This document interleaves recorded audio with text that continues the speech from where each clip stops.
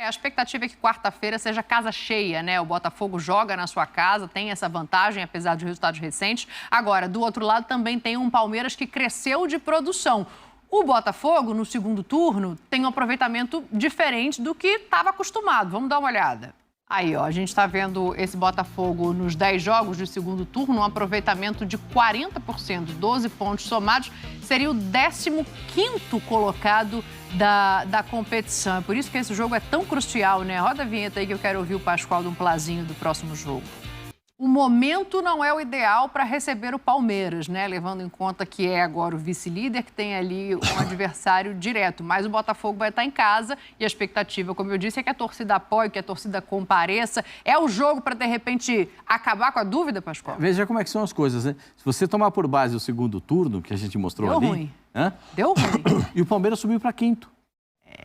Essas últimas vitórias do Palmeiras impulsionaram o Palmeiras para quinto lugar. O Palmeiras estava em 10º, estava ali meio que morto, ali parado numa situação delicada, dá uma arrancada. Aí o Botafogo começa a ter essa queda nesses 10 últimos jogos.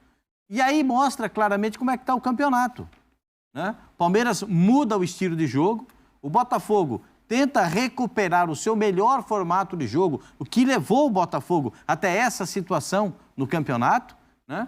O Palmeiras fez essa partida contra o Bahia. O Palmeiras dominou o Bahia, né? Só teve um time jogando que foi o Bahia, foi o Palmeiras. O Bahia ficou praticamente olhando o Palmeiras jogar. O Rogério Ceni suava, que parecia aquele pano de cobrir cuscuz. Sabe aquele pano de... Você cobre o cuscuz, faz o cuscuz, você cobre o cuscuz, né? Aquele bafo d'água, o cara fica todo suado. Então era o Rogério Ceni todo suado tentando fazer o time jogar e não jogava. Então tem uma diferença entre um time que melhorou e um time que está buscando a performance. O Mauro citou uma coisa que eu sempre fico observando também. Quando o jogador sai de campo, não dá entrevista, fica meio acabrunhado, deixa para o treinador explicar, não quer falar com a torcida, é porque a coisa não está funcionando direito. Eu não gosto, não. Palmeiras é o terceiro no retorno, não é nem quinto, é o terceiro. Poxa, melhorou até, eu tinha visto o quinto, melhorou. Que acho que foi antes dessa última rodada, né? Agora, subiu mais. Quem está entre os rebaixados é o São Paulo, que não é assunto de hoje. Pra você ver como é ruim o segundo turno do São Paulo, que não ganha mais fora de casa. O São Paulo está entre os 4 piores do segundo turno. O Botafogo é 15º, a gente acabou de ver, Corinthians 14º, quer dizer... Muda muito a história, né? O Atlético Mineiro é o melhor no segundo turno, Bragantino segundo, Palmeiras terceiro, aí vem Flamengo ou o outro, e o Flamengo é quinto ou quarto, enfim. São times que estão melhorando. Terceira vez que o Botafogo vai encontrar o vice-líder. Ele já pegou o Flamengo, acho que nessa condição, e o Bragantino. Assim, terceira vez que ele enfrenta um vice. Então, é pressão. Acho que o Fluminense também era vice-líder quando era o Fluminense, não é o Bragantino, que ele ainda joga com o Bragantino, com São Paulo. Você falou de São Paulo, fica com São Paulo na cabeça, com o Botafogo. Não, acho que ele ainda joga com o Bragantino. Ainda vai jogar. Mas, enfim, é isso aí. Eu não gostei que os jogadores não tivessem falado, tem que ir lá falar que tá tudo... E estão falando só de casca grossa, né? Ninguém falando de Tietê, ir lá falar, do goleiro, ir lá falar, pô, dei azar, foi isso e tal... tem bastante gente pesada. O Eduardo, que perdeu uma chance, é um dos cabeças do time. O Eduardo perdeu uma chance claríssima também. Teve 3 chances de finalização, mas uma delas muito boa. Aquelas chamadas grandes chances. Mas enfim, vamos aguardar. É emoção por aí, dona Dani. Com certeza. É um campeonato aberto ainda, depois de 30 rodadas. Olha... Vamos lá, corrida em aberto é uma pergunta para você, fã de esportes. Probabilidades de título de acordo com o Departamento de Matemática da Universidade Federal de Minas Gerais. O Botafogo tem 80,2%, o Bragantino com 8,6%, Palmeiras 5,7%. Aí o fã de esportes fala, mas o Palmeiras está acima, é importante lembrar, o Bragantino tem um jogo a menos, assim como o Botafogo, né? Até por isso pesa também nessa conta. O Flamengo tem 2,6% de chance, o Grêmio 1,7% de aproveitamento. Vamos ao boa noite tradicional aos nossos comentaristas. André Kfouri, tudo bem? Boa semana, André. Filipão, boa semana. Gustavo, boa semana. Uma ótima semana a todos desde já. E assim, a gente tem que olhar para os pontos perdidos, né? Sim. Nesse momento, por causa da diferença de jogos, principalmente lá em cima, a gente precisa entender que a vantagem do Botafogo, e essa é a novidade, não é tão pequena quanto parece. porque ela sempre foi grande, de fato, independentemente, né, de quem estava perseguindo, ou quem parecia querer mais perseguir o Botafogo. O Botafogo está fazendo algum esforço para tornar o campeonato emocionante, não parecia que isso ia acontecer, com esses resultados ruins em casa. Vem aí um jogo de altíssimo perfil e muita influência em todos os sentidos, porque se o Botafogo perder para o Palmeiras, aí eu acho que a coisa vai ficar de fato bem quente internamente no ambiente do Botafogo. Mas quando a gente olha para os pontos perdidos, ainda é uma situação em que todo mundo adoraria estar, independentemente de qual era a situação durante praticamente todo o campeonato até agora. Eu quero jogar para você, Zupac, trazendo um pouco do contexto do jogo a menos do Botafogo, né? O Botafogo joga com Fortaleza, fora, né? E lá na final da Sul-Americana, tinha um amigo meu botafoguense trabalhando numa outra equipe de televisão que falou como eu quero que o Fortaleza ganhe. Para já colocar um chinelinho, classificou para Libertadores e tudo mais. São Paulo contra o Palmeiras. É meio que isso. Só que o Fortaleza vai ter que jogar essa reta final do Brasileiro. Então, é um jogo muito complicado. Boa noite para você. Boa noite, Felipe. Boa noite, André. Boa noite ao Fã de Esportes. E aí a gente tem que olhar para o cenário anterior, né?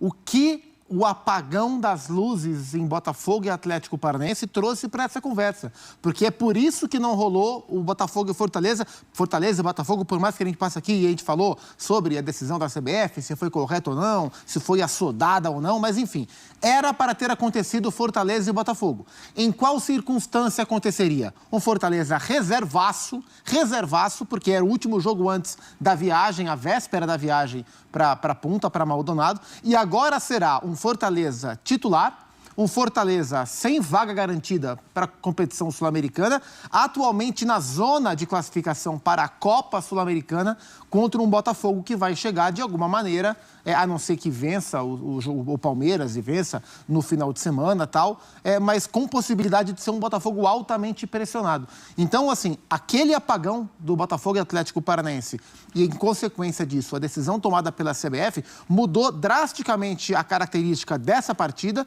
e pode colocar essa partida como jogo de quarta-feira com um peso muito grande para o campeonato que não se imaginava. Eu estou aqui repetindo, assim, que nem um papagaio, que a gente não teve em momento algum uma disputa pelo título do Campeonato Brasileiro, só um candidato desde que o Botafogo assumiu a liderança, acho que foi na terceira ou na quarta rodada. Se por um acaso o Palmeiras vencer o Botafogo na quarta-feira, mesmo com um jogo a mais do que o Botafogo, a gente vai estar falando de uma diferença de 3 pontos, né? Então, mesmo considerando que o Botafogo vença o Fortaleza, a gente vai estar falando de uma diferença de pontos de 2 rodadas.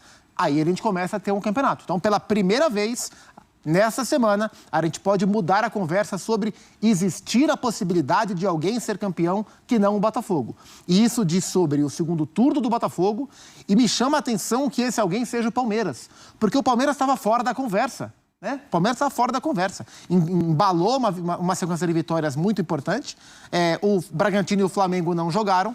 E o Palmeiras se colocou numa condição que, pelas entrevistas do Abel, nem o Abel acreditava que o Palmeiras colocaria. Mas se colocou e o jogo de quarta-feira ficou desse tamanhão. Ficou gigante. Vamos colocar um pouco desta fase do Botafogo na tela, em números, em tópicos, para a gente entender. De olho no retrovisor, André Kfouri. Situação recente do Botafogo no Brasileirão. Ganhou 12 pontos dos 30 que disputou no segundo turno, um aproveitamento de 40%, 3 vitórias, 3 empates, 4 derrotas. Não vence a 4 partidas no Newton Santos, onde no começo do campeonato era imbatível, praticamente. E não se um time só empata, dá para usar o termo imbatível. Não, era avassalador. Imbatível. Mas tem invicto. Exato. Basta não perder. Exatamente. Antes disso foram 11 vitórias em 11... Olha lá, tava ali, inclusive. Eu me antecipei. Tava ali. Se eu lesse a frase, teria sido mais simples. A primeira derrota foi aquela pro Flamengo com o golaço do Bruno Henrique. Exatamente. A maior diferença entre Botafogo e Palmeiras foi de 14 pontos na 15ª rodada e na 27ª. Gente, a 27ª foi agora. Sim. E a atual diferença é de 6 pontos. O Botafogo tem um jogo a menos em relação ao Palmeiras, mas é ao confronto direto que é nesta semana. Quando você entra para jogar, tem 3 resultados que podem acontecer. O futebol, ele prega peças em todo mundo, né? Um time é mais forte do que o outro, está em casa, tem jogadores mais decisivos, tem uma campanha muito melhor, perde em casa. Isso aí sempre aconteceu e vai continuar acontecendo. Deveria acontecer com uma equipe que está caminhando para um título que jamais venceu, etc, etc, etc, toda a caminhada do Botafogo e a importância, a relevância do que está acontecendo em 2023, não deveria. O Botafogo deveria ter ganhado esse jogo no fim de semana e se enchido de confiança para o que vem por aí, para não dar ao jogo com o Palmeiras esse caráter. Só que fraquejou. E aí, quando eu falo de alguns sinais que a gente observa, o uso da palavra ainda em algumas entrevistas. Ainda somos líderes, ainda estamos na frente. Quando você começa a falar em ainda, é porque... Está se segurando em alguma coisa, né? Você já está se apegando a algo que está fora do campo. E outra, jogadores não vão mais dar entrevistas, vão iniciar um período de concentração. Dar ou não dar entrevistas não muda nada do ponto de vista do desempenho de uma equipe. Nós estamos falando sobre outra coisa. Conversa com o torcedor, respeito ao trabalho de jornalistas que cobrem o clube, em especial aqueles que cobrem o clube, os chamados setoristas. Né? O torcedor ter contato, embora existam as mídias oficiais e tem muito torcedor que acha melhor, mas também essa é uma outra história. Se os jogadores vão dar entrevista ou não vão, faz pouca diferença no que diz respeito ao desempenho deles.